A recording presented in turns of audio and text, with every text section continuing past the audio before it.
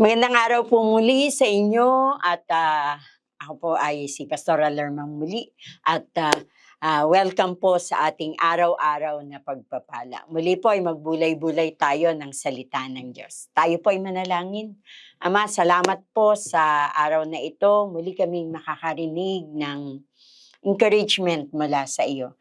Hayaan mo o tulungan mo kami na maunawaan namin at makakuha kami ng salita mula sa iyo, Panginoon, na instructions. Ito po ay maging dagdag kalakasan at na magbigay ng hope sa mga tao, Panginoon, sa bawat isa sa amin. Salamat po, O Diyos, sa pangalan ni Jesus.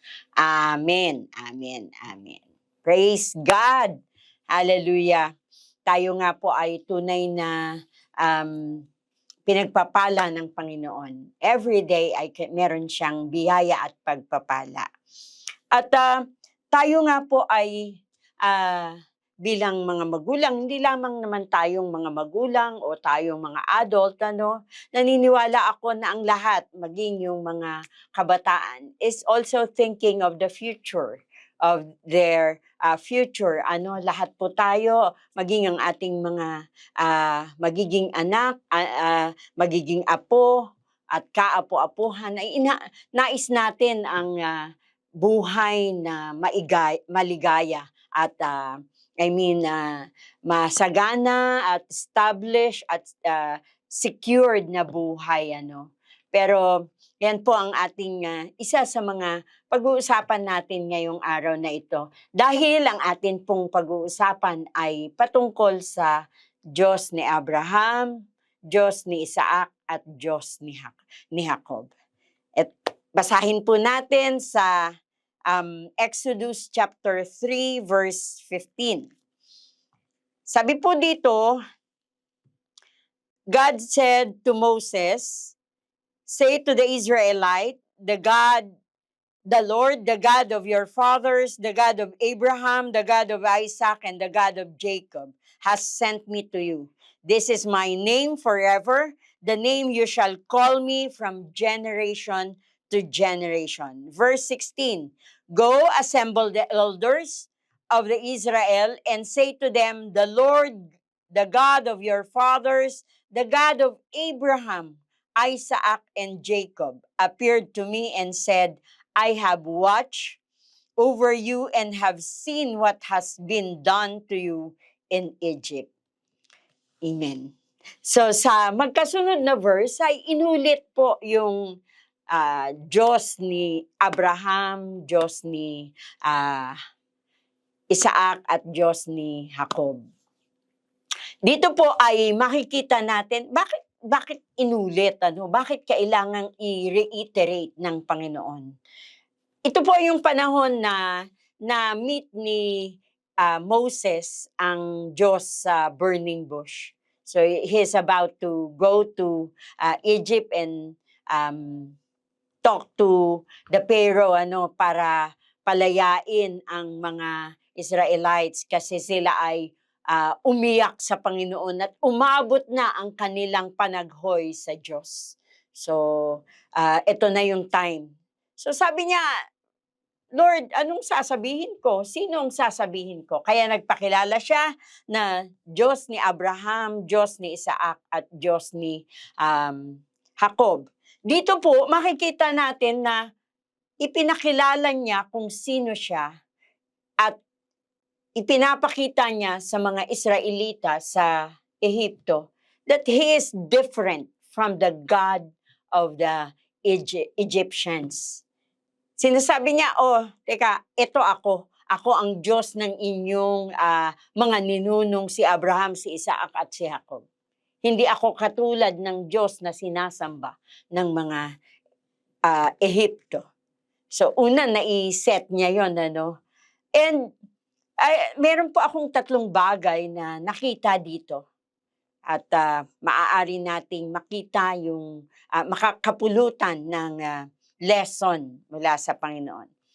Una ay ipinakilala niya ang sarili niya bilang Diyos ng maraming henerasyon.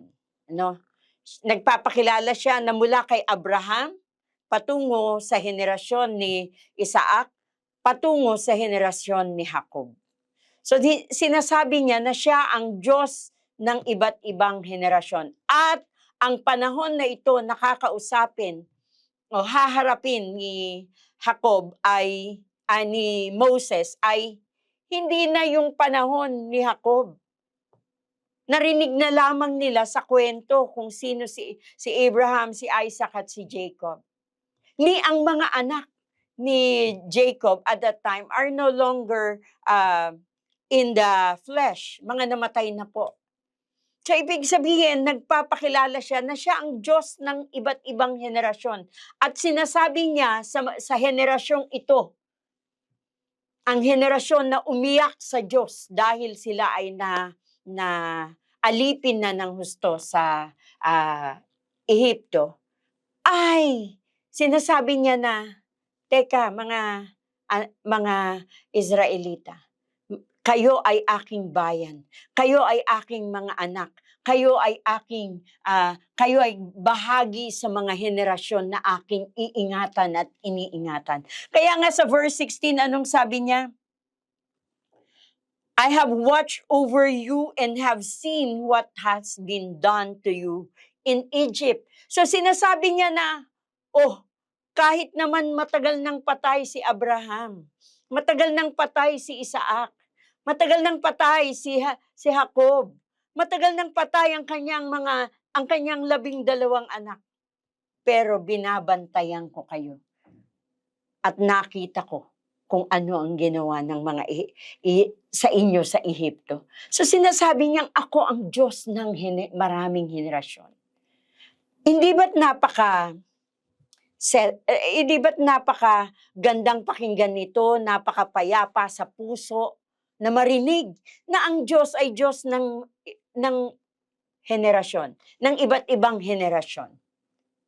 So anong sinasabi ko rito? It's a guarantee for you and for me. Ito ay isang garantiya na hindi natin kailangang problemahin ang ating mga anak, ang ating magiging apo, ang ating mga magiging magiging great-grandchildren and the great-great-great-grandchildren. Why? Because the God that we are serving, ang Diyos na pinaglilingkuran natin, ang Diyos na sinasamba natin, ay ang Diyos ng maraming henerasyon. O di ba? Isang bahagay na nakakapagpayapa ng ating kalooban dahil pinangako niya na siya ang Diyos ng maraming henerasyon. Praise God!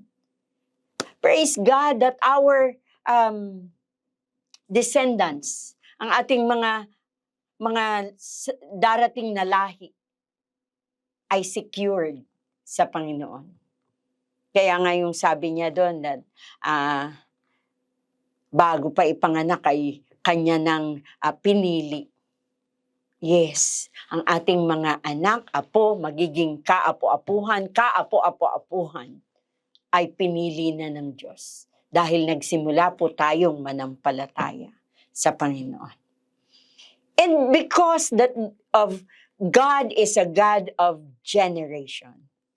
Ang pangalawa ko pong nakita ay yung katapatan ng Panginoon. That God is a faithful God. Yung ating sinasamba, ating pinaglilingkuran, ay tapat na Diyos. Again, babalikan natin yung verse na yun. Sinasabi niya na, ako ang Diyos ni Abraham, ni Isaac, at ni Jacob. Actually, 3 henerasyon lang ang sinasabi niya doon.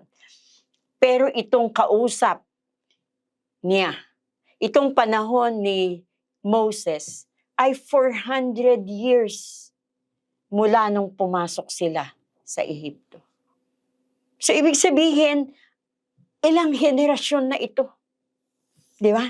Ilang henerasyon na ito na kanyang binabantayan at iniingatan. Ganong katapat ang Diyos. Na yung kanyang katapatan always remains. Yung kanyang katapatan ay laging naririyan. nagbabantay sa atin. Nasaan man, hindi pa man nakita natin dito, hindi pa nakarating sa lupang pangako ang mga Israelita. Nasa foreign land pa sila. And yet, God's eye is already on them.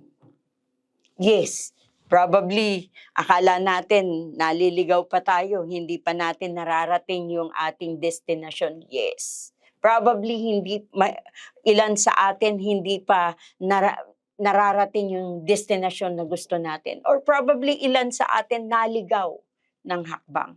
Or probably nasa lugar tayo na hindi ito yung gusto nating lugar. But God's eye is on us, keeping us, protecting us because of His faithfulness. God is so faithful. At dahil dyan, ang pangatlo po ay na ang Diyos nating pinaglilingkuran ay covenant-keeping God. Yes. Kinip niya yung covenant niya kay Abraham. Kay Abraham siya unang nakipag-covenant. And yet, He took care of Isaac, Jacob, the 12 sons, at yung kanilang anak, at yung kanilang apo, at yung mga sumunod na henerasyon. So, God kept His covenant. At mapapansin natin, ito po ang pansinin natin, God of Abraham, God of Isaac, and God of Jacob. Bakit hindi po kaya God of Israel? Kasi hindi po siya Jacob eh. Israel na po siya eh. Pinalitan na ng Diyos ang kanyang pangalan. Pero, bakit ginamit ang kanyang lumang pagkatao? Because God is keeping His covenant, His faithfulness sa kanyang pinangakuan. Despite of nagkukulang tayo, nagkakamali tayo, mahina tayo, hindi tayo pumapantay sa pamantayan ng Diyos. Because we're not qualified in the first place. Hindi tayo qualified. Pero kino-qualify tayo ng Panginoon. Kino-qualify tayo ng kanyang pag-ibig, ng kanyang katapatan dahil sa covenant na pinasok niya sa mga tao. When we accepted the Lord Jesus Christ, pumasok tayo tinanggap natin yung inalok na covenant. At tayo ay pumasok sa isang covenant sa ating Panginoon. Karoon tayo ng relasyon, tinawag niya tayong mga anak. So despite of our weakness, kasi pag sinabi mong si Jacob, yun yung weak na tao, di ba, yun yung, kaya siya pinangalan ng Jacob dahil yung niya sa kapatid niya. Kaya, kahit weak tayo, kahit sa ating kahinaan, God is keeping His covenant. He will protect us. He will take care of us, even to the next generation after us. Why? Because God is a covenant-keeping God. Why? Because He is a faithful God. Why?